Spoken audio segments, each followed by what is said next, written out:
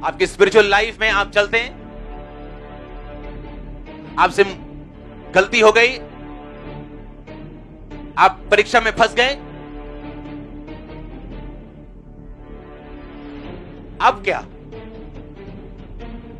अब उस परीक्षा में फंस के और नीचे जाना है या वहीं रुक के तौबा करनी और आत्मिक आंखों से देखने की लुटेरे लूट रहे हैं, शैतान छीन रहा है, मैं इसे बदल सकता हूं अगर अभी भी मैं सुधर जाऊं तो। आपकी स्पिरिचुअल लाइफ में आपसे गलती हुई, आपसे मिस्टेक हुई, आप प्रभु से हटे, आपने गुनाह किया, आप गिर गए, उसके बाद मैंने लोगों को देखा है उठने के अलावा उनके पास पीछे जाने के लिए तैयार थे। वो ये नहीं कि उठें तौबा करें, जो छिन गया अब वो छिन गया, क्या करें, लेकिन परमेश्वर के करीब जाएं तो परमेश्वर फिर से हमारी लाइफ को रिस्टोर कर सकता है, वैसे ही बना सकता है। लेकिन इसके अलावा उन्होंने क्या किया, और पीछे गए और परमेश्वर से और मार खाई और अपनी लाइफ को तबाह कर लिया। जब आप अपनी स्पिरिचुअल आईज को ओपन रखेंगे, अपनी अंदरूनी आंखों को ओपन रखेंगे, आप समझ जाएंगे इन पाप की वजह से, इन मिस्टेक्स की वजह से मैं संघर्ष कर रहा हूं। अब जब आप संघर्ष कर रहे हैं, आपके लिए परमेश्वर में चलना मुश्किल होता है, क्योंकि आपके पाप की वजह से, गुनाहों की वजह से आपको स्ट्रगल्स रहती हैं लाइफ में। अब और मुश्किल होता है परमेश्वर में चलना या उस पवित्रताई को परस्यू करना, उसका पीछा करना। लेकिन जब आप फैसला कर लेते हैं कि मैं जो देख रहा हूं वो सही नहीं, अगर मैं सही तरीके से परमेश्वर में नहीं चला और प्रभु के सामने नहीं मुड़ा तो ये कंडीशन और बुरी होगी। और आत्मिक लोग फैसला करते कि नहीं, मैं परमेश्वर के नजदीक जाऊंगा और परमेश्वर से पूछूंगा कि वो क्या चाहता है, लेकिन उसके जो लिखित वचन बाइबल में ऑलरेडी लिखे हुए हैं मैं उनको पूरा करूंगा। और वो चलना शुरू करता है परमेश्वर में, कठिनाइयों के बावजूद, परीक्षाओं के बावजूद, फिर छुटकारा एंटर करता है,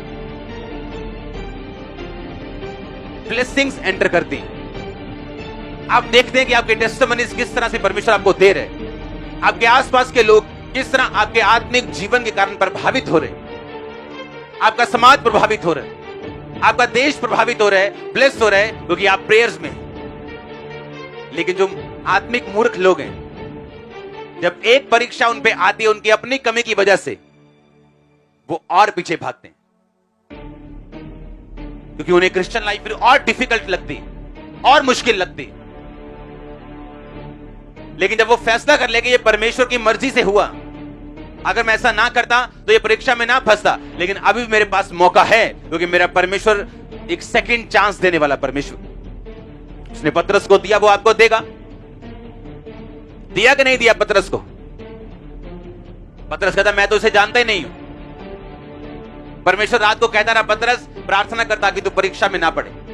उसे लगता है मुझे कौन सी परीक्षा आनी, मरना तूने, मैंने कौन सी, मुझ पे क्या परीक्षा आ जाएगी। और सारी रात प्रार्थना करने वाले प्रभु यीशु मसीह अगले दिन उस क्रूस को उठा के सब परीक्षाओं से निकल के मर के तीसरे दिन मुर्दों में से जी उठ के जीत जाते हैं। और पतरस जो ये कहता था कि मैं प्रभु तू तेरे को कोई हाथ लगाएगा ना मैं उसे मार दूंगा, और ये सच था। जब प्रभु को पकड़ने के लिए आए तो पतरस ने तलवार मारी थी और कान उसका उड़ा दिया था। आपको क्या लगता है पतरस ने कान उड़ाने के लिए तलवार मारी थी? उसने सिर के बीच में मारी थी, उसने मारने के लिए मारी थी, पर वो हट गया और उसके कान पे लगी वो, और कान उसका उतर गया। वो इतना दलेर था शारीरिक, लेकिन शारीरिक दलेरी काम नहीं आई, और उसने बाद में क्या बोला, मैं इसको नहीं जानता। जिस नाप से परमेश्वर ने कहा तुम नापेगा, उसी नाप से तेरे लिए नापा जाए। जो गड्ढा खोदेगा वही उसमें, और जो पत्थर लुढ़काएगा वही उस पत्थर के सामने आए। लोग मुझसे पूछते हैं अच्छा फलाना आपके साथ ऐसा कर रहा है, आप क्या करना चाहते हो? मैंने कहा मैं कुछ नहीं करना चाहता। अच्छा आप, मैंने कहा मैं अपनी लाइफ में कोई लड़ाई नहीं हारा हूं, क्योंकि मैं कभी लड़ा नहीं। कौन लड़ा है? और वो कभी हारता नहीं। आमीन। वो कभी हारता नहीं। आप जीत लोगे परमेश्वर से? कभी नहीं। इसलिए अपनी लड़ाइयों को परमेश्वर को बोलो लड़ने के लिए। हालेलुया। और आप देखेंगे बड़े हैरानी के साथ कि जो लोग आपके साथ कर रहे थे, अब वो उनके साथ हो रहा था, और उनके साथ ज्यादा हो रहा था। तो परमेश्वर ने कहा मैं तुझे नाप नाप के अब दूंगा, तू तो आटा ऐसा ले आएगा ऊपरों, पर जो मैं मोड़ांगा तो मैं ताबू ताबू के मोड़ांगा। हाँ, और आप देखते हैं कि जो लोग आपके साथ ऐसा बिहेव कर रहे थे, अब उनके लोग उनके साथ ऐसा बिहेव कर रहे हैं, क्योंकि जिस नाप से तू नापेगा उसी नाप से तेरे लिए। और जो तुम चाहते हो लोग तुम्हारे साथ करें, तुम भी लोगों के साथ ऐसा ही करो। इसलिए आपको वरी करने की, डरने की कभी भी कोई भी जरूरत नहीं। जो लोग आपके साथ करने की ठानेंगे वो उनके साथ होता जाएगा। उन्हें समझ आएगी कि हम गलत कर रहे थे और वही चीजें अब हमारे साथ हो रही।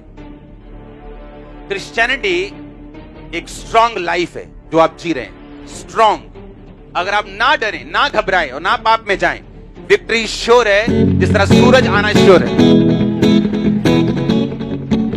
जिस तरह आपको मॉर्निंग आप ये नहीं सोचते पता नहीं आज सूरज आया होगा कि नहीं आया होगा, जिस तरह उसका आना श्योर है, आपकी जीत का आना श्योर है। रात आ सकती है, बादल आ सकते हैं, आंधियां आ सकती हैं, अंधेरा आ सकता है, पर सूरज आना श्योर है। आपकी जीत श्योर है, चंगाई श्योर है। आमीन। ऊंचा ये आशीष आपकी।